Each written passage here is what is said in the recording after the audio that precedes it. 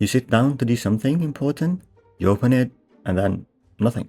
Your brain just reviews. And the worst part, the harder you try to focus, the worse it gets. And yes, to this day, I'm still struggling with the same problem. And I feel like this is a common problem that most of us deal with, especially in our generation, which has a lot of overconsumption culture, and within the rise of social media, it's difficult. Let's be real. I felt like I was lacking discipline. I thought to myself that I was the laziest person alive. I tried to just get to work, which worked for some people, but unfortunately it does no effect on me. That's when I told myself, if you want your mind to perform better, you have to get to know your mind first. You've probably heard this a lot, but your brain isn't broken, at least not yet. It scans for threats and rewards. It constantly does that. Staying focused on one thing for a long time is actually not natural for the general standards. So you're not lazy. Your brain is just doing its thing. But here's the thing. There's this thing called cognitive endurance, or so we call mental stamina, and it's actually real. It's absolutely real. You know, just like your muscle, your brain fatigues from heavy cognitive works. So, of course, it can be trained through specific habits and systems. But here's the bad news. This also means that your brain could be highly trained in the worst possible way. You know, one thing is to react to everything, which is the exact opposite of focus. I was born in an environment where I'm forced to react to others' people. And I think most of us do nowadays, you know, which is why it's very difficult for me to just lock in and do one thing when there are like noise or people. Yeah, so I usually work on isolation. It really helps me a lot, you know. But when like something happens or like someone walked into my room, like that work will never get finished. That work will never get done. I will do anything else other than that work. I mean, I'm sure you've heard this like billions of times, but like every time you check your phone or switch tasks, your brain gets like a hit of dopamine, right? And over time, it gets really addictive. And the more you feed it, the harder it just gets to focus. It's because your brain is already exhausted.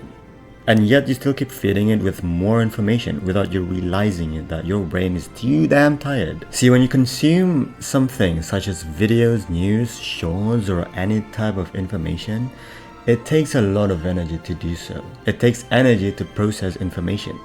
So if you're getting distracted during most of your day on scrolling or something else, it's no surprise that you feel lazy, because by this point, the moment you want to get anything done, your brain is already too tired. To make things even harder, the more you try to focus, the harder you try, the more it's harder to focus. They like to call it the effort paradox. So what does this mean? Trying harder is a problem, not a solution. Focus isn't something you force, it's something you build conditions for. Go to a quiet place and do nothing for 5 minutes. No phone, no music, nothing. Just sit there and exist. Enjoy your breathing and just try to be grateful towards life. Your brain needs to learn that boredom is safe before it can learn to focus.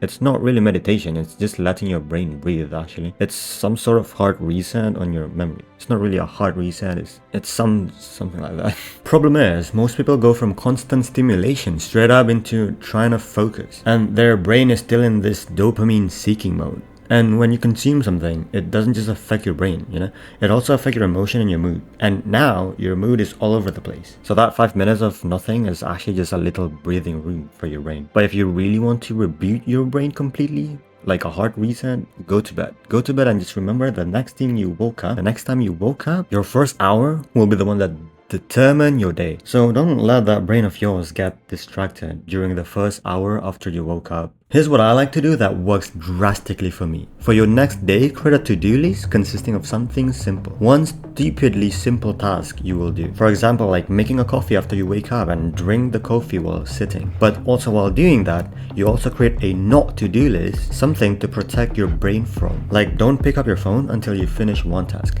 So basically you woke up, you make coffee and you sit down while at the same time you are not at your phone. So as you're drinking the coffee, you are not looking at your phone and you just let your brain start up for an hour and make that your new dopamine. The bliss of finishing a task and avoiding bad habits. Small wins on the to-do list really builds focus momentum and your brain starts to think of it as a reward when you complete it. And those small boundaries on the not to-do list, it really protects your momentum from being broken. It's simple, but yet it's so powerful.